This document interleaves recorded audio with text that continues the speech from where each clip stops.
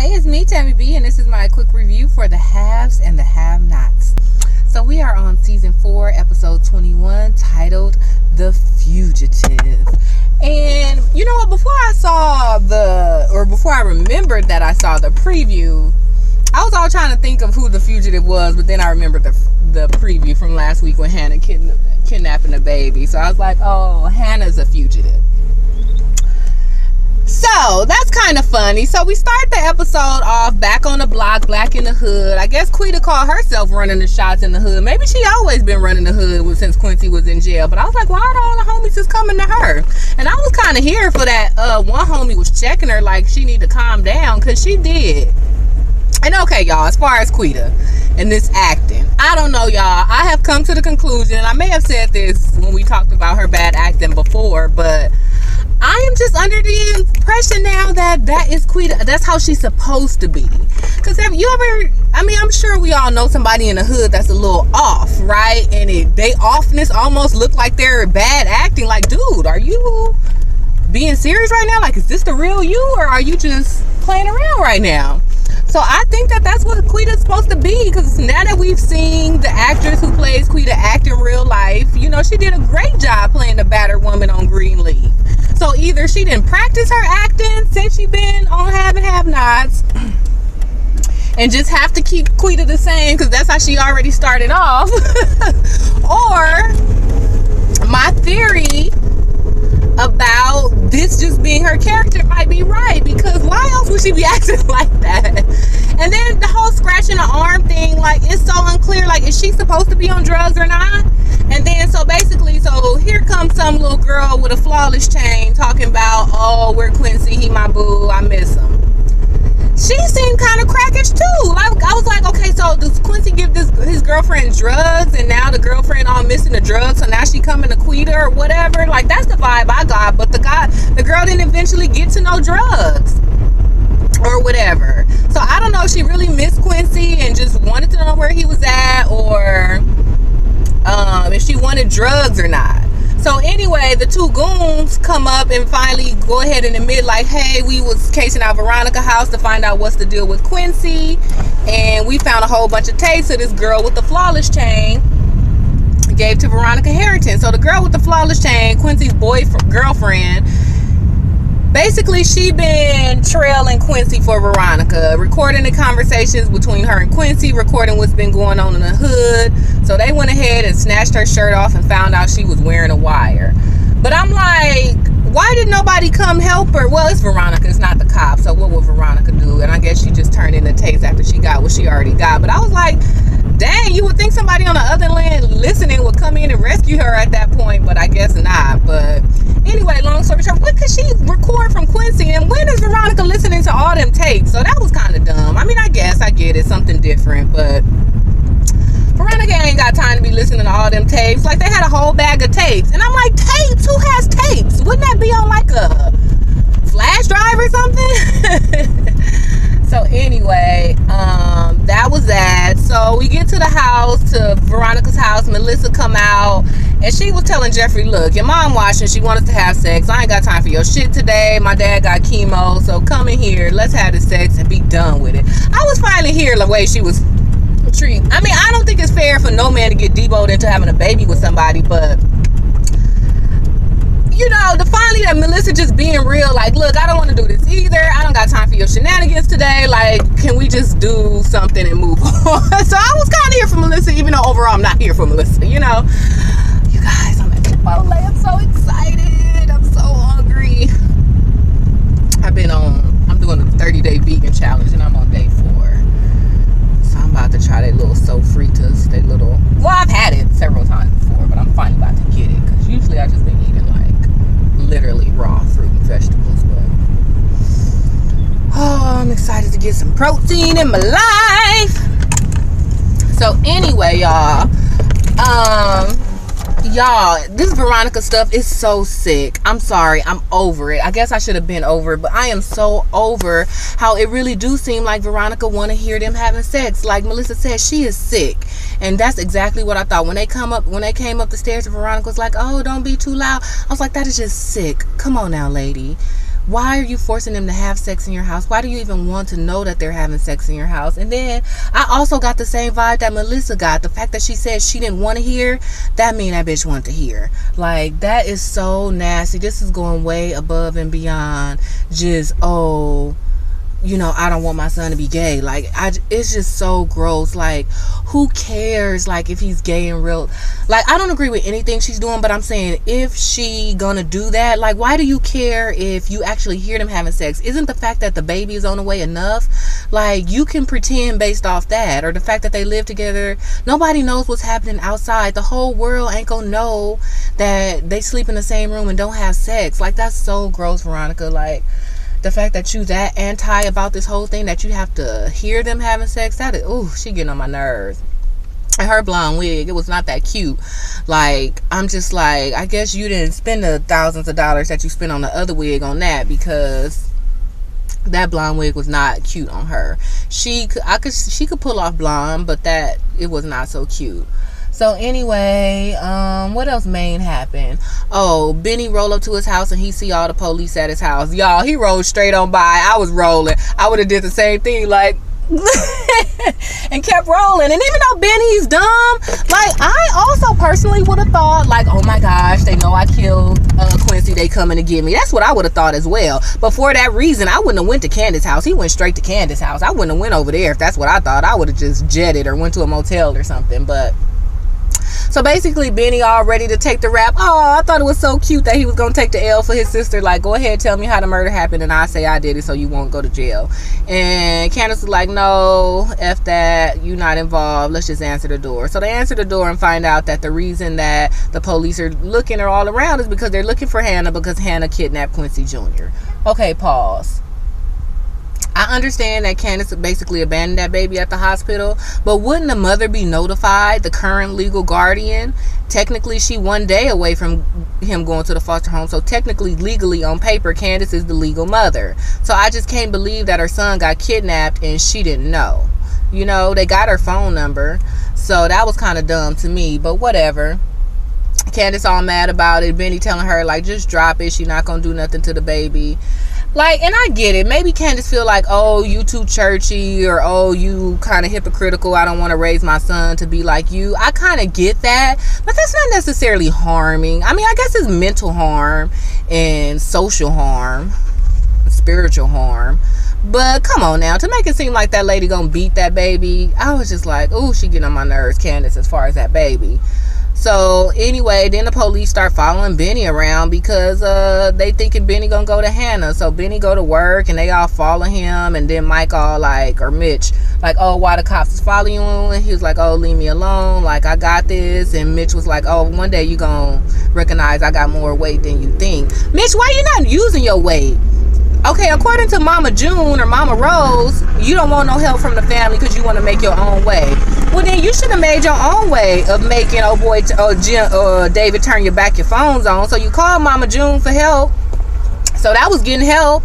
And now, or Mama Rose, and then, well, that was just the main thing. So then Benny was like, oh, let me use your phone. And Mitch pulled out a burner phone. So then Benny was like, where you get this from? And once again, one day you're going to figure out I got connections. Like, I don't know. It's just confusing. Do you want to use your connections or not? You know what I'm saying? And then don't tell Benny you got connections. Just hand him the phone and let him use it. Like, I don't know. So, I don't know. Mitch is a little weird to me, but I get it, you know?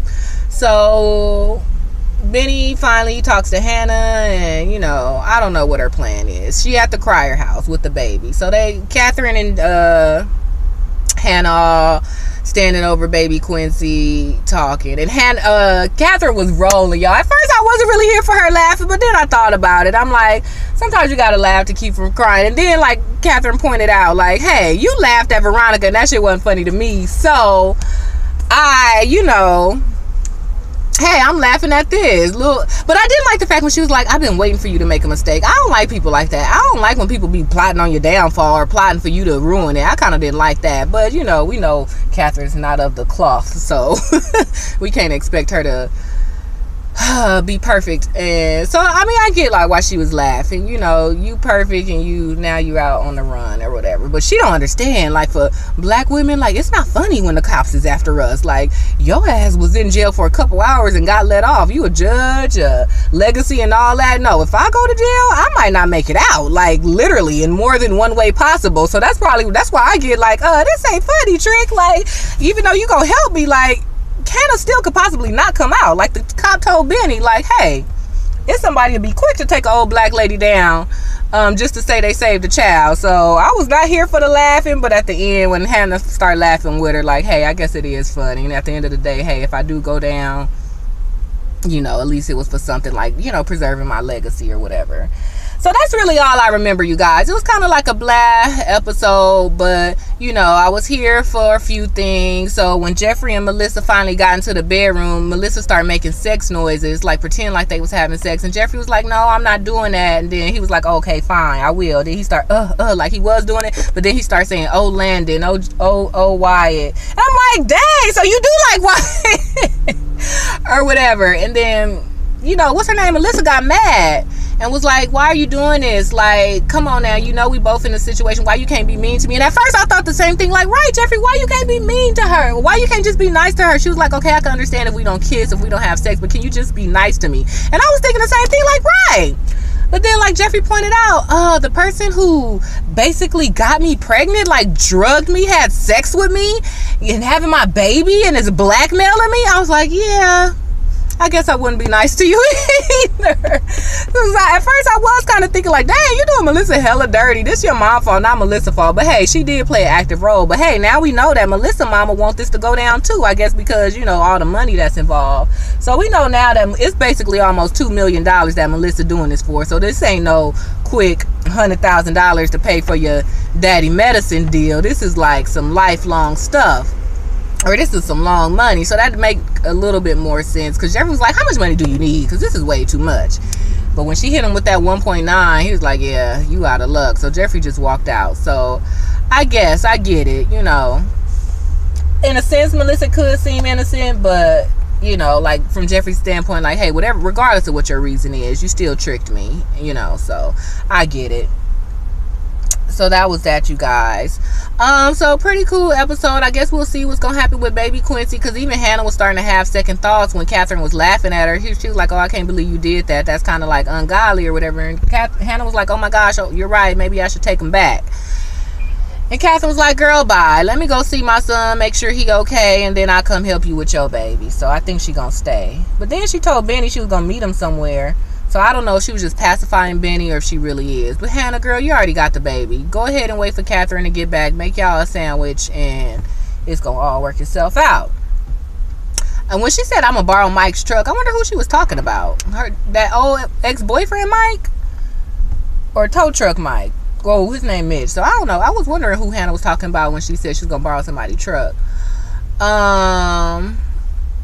Oh, when Jim called Catherine, you guys, Jim called Catherine, was like, how is Wyatt? And Catherine was like, oh, I haven't seen, I can't bear to see him. I was so here for Jim. Was like, girl, bye. I don't care what David say. I don't care what Hannah say. You need to go down there and see about your son. I was here for that because I'm like, and Jim was like, I need you, my wife. And in the head, I'm like, and not only that, your wife, the mother of the child, to go see him. But Jim, bye. You ain't calling shots. You got 9 side hoes. You got some other kids.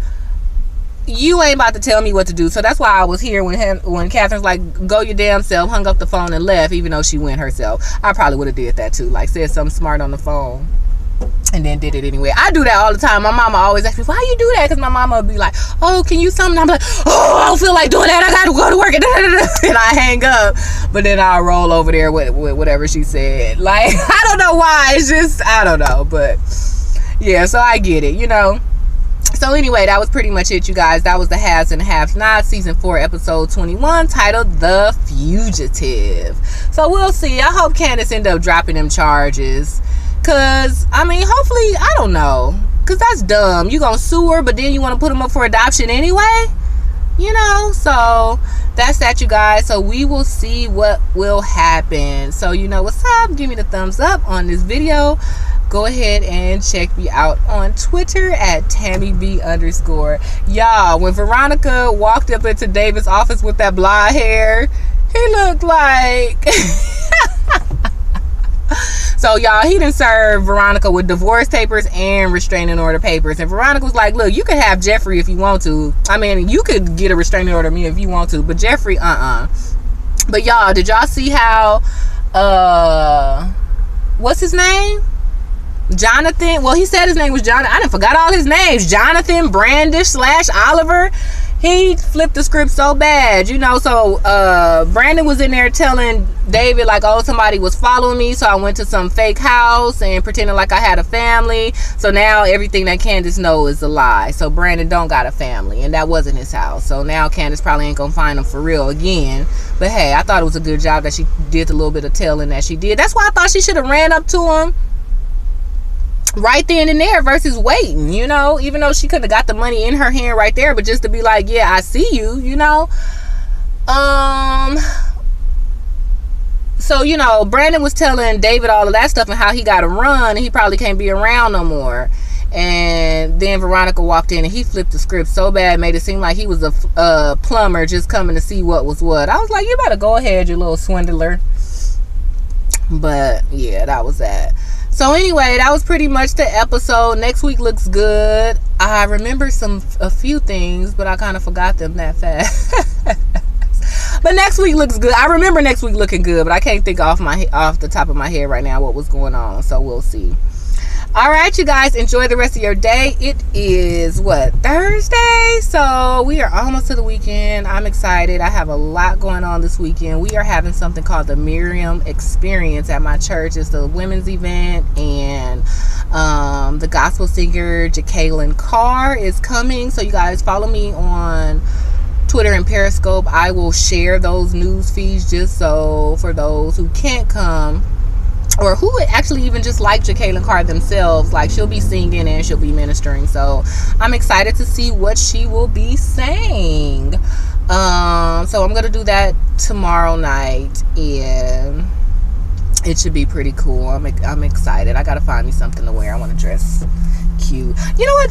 Church on Friday nights is my favorite for some reason. I love church events on Friday night. I don't know why. I like any events Friday night. Friday night has become my favorite night to party, whether it's Christian partying or worldly partying, you know? So anyway, all right, you guys. See you next review. Bye.